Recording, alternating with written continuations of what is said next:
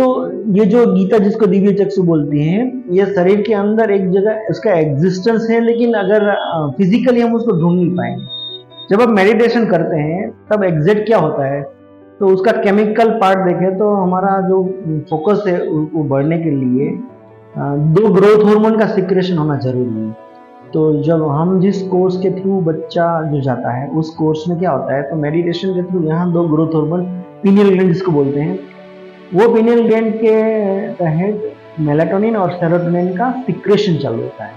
ऐसा नहीं बाहर से इंजेक्ट कर दें और ये रिजल्ट मिलता है, ऐसा नहीं है। Body should produce it. ये जो प्रोसेस है ना, वो प्रोसेस बच्चों को इस लेवल तक पहुंचाती है कि उनको आंखों की जरूरत नहीं होती है, उस लेवल तक का उनका फोकस बढ़ता है। जनरली हम देखें कि हमारा ब्रेन है, उसके पास 5 अलग अलग इनपुट है, उसमें सबसे ज्यादा डिपेंडेंसी हमारी आंख पे है। अगर हम आंख बंद करते तो पूरा अंधकार में हो जाता हमारा जगत। जिसकी आंखें नहीं है ना, उनका आप देखो कि एक बार आंखें थी फिर आंखें चली जाती है, कॉन्फिडेंस पूरा टूट जाता है उनका, वो फाइट नहीं करवाता है, मतलब मन से ही हार जाते हैं। अपने ही घर में हम आंख बंद करके 4 कदम चलते तो 3 जगह टकराने के हमारे चांसेस है। तब ये डिपेंडेंसी है वो हमने क्रिएट की गई है, ब्रेन इतना डिपेंडेंट नहीं है। तो हम मेडिटेशन के माध्यम से उनका जो डिपेंडेंसी वो इतनी कम हो जाती है, मतलब बिल्कुल जीरो हो जाती है। ये वाला जो पार्ट है कि ब्रेन सीधा इनपुट लेता है, यानी हमारे सेंसेस जो है 10,000 टाइम मोर पावरफुल हो जाते हैं।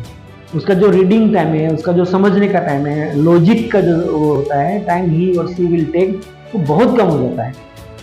और यही तो हमको पढ़ाई में हेल्प करता है। तो कॉन्सेंट्रेशन लेवल बढ़ता है, फिर कॉन्फिडेंस बढ़ता है और बच्चा क्रिएटिव होता है। क्रिएटिव कब होता है, जब उनके पास कुछ करने के लिए दो। आप सिर्फ थियोरी थियोरी थियोरी पढ़ाओगे तो कुछ नहीं होगा। क्रिएटिविटी है, इट नीड्स अ स्कोप, उनको एक समय चाहिए, उनको एक स्पेस चाहिए। And at the end of the this point, जैसे कॉन्फिडेंस हो गया, कंसंट्रेशन हो गया, और होता है क्रिएटिविटी, और आखिरी है केयर करना, मतलब care for nature, care for human, care for partner. हमारे आजू बाजू में हम देखते हैं बहुत सारे न्यूसेंस फैले हुए हैं।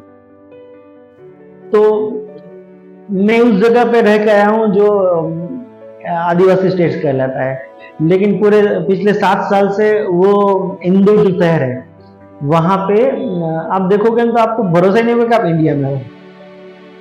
इस लेवल की जो जागरूकता है, अलर्टनेस, वो सफाई के बारे में फैली हुई। ऑटो रिक्शा वाला भी वहां डस्टबिन लेके घूमता है, आप फेंक ही नहीं सकते कचरा बाहर। और यहाँ देखिए 2 करोड़ की 3 करोड़ की गाड़ी लेके जाते हैं और बाहर कचरा फेंकते हुए। आज ही मैं आ रहा था, इतना दुख होता है मुझे कि ये मतलब गुजरात के बारे में लोग बोलते हैं कि बहुत डेवलप्ड है, बहुत डेवलप्ड, लेकिन सिर्फ इकोनॉमिक डेवलपमेंट है। और सॉरी टू से, इकोनॉमिक डेवलपमेंट के साथ साथ अगर आप कल्चर्ड नहीं है, अगर आपको केयर नहीं है नेचर की, तो आप में और दूसरे को, जिसके पास बेचारे के पास पढ़ने के लिए समय नहीं था, पैसा नहीं था, और जो नहीं पढ़ पाए, मैं उसको अनपढ़ नहीं बोलूंगा, उनको वो फेवरेबल कंडीशन नहीं मिले, ऐसे लोग और आप में क्या फर्क रहा। मतलब मुझे तो लगता है कि गवर्नमेंट ने या आपके माँ बाप ने, जो भी जिनने पढ़ाया होगा ना, उनका waste of money and waste of energy, that's all. और ऐसा भी बोल सकते हैं कि ये लोग educated illiterate, educated idiot, very मतलब कड़वा है लेकिन सत्य है, इसको एजुकेटेड इडियट बोल सकते हैं। मतलब दूसरे लोगों को बताते हैं कि साफ सफाई क्या होती है, स्वच्छता क्या होती है।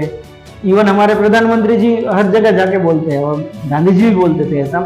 उसके बावजूद अगर हम यहाँ एक बंदा है जो दिन रात वही काम कर रहा है, 18 घंटे काम कर रहा है, 20 घंटे काम कर रहा है, उसके बाद उन्हीं के स्टेट में अगर हम उनकी बात नहीं सुन रहे हैं, तो how do we respect them. मतलब हम, हमारे लिए उस व्यक्ति का जो इतना बड़ा प्रयत्न है ना, उसका कोई वैल्यू ही नहीं है हमारी नजर में। इसलिए जो आप जो पूछ रहे थे कि इसका फायदा क्या होता है, तो एक सेल्फ एनलाइनमेंट होता है, मतलब डिसिप्लिन होता है, मुझे क्या करना है और मुझे क्या करना है, नहीं करना है, ये इतनी चीज मैं कर सकता हूँ। और ये एथिकल जो लेवल होता है, लिमिट, उनको बच्चे क्रॉस नहीं करते हैं। और उस तरह का हम यहाँ उसको शिक्षा देते हैं कि हम, हमारे पास जब पावर आती है ना, तो जैसे सुपर हीरोज हैं सारे, तो सुपर हीरो यानी क्या होना, ये दूसरों से अलग है, मतलब वो हाइड करके रखते हैं।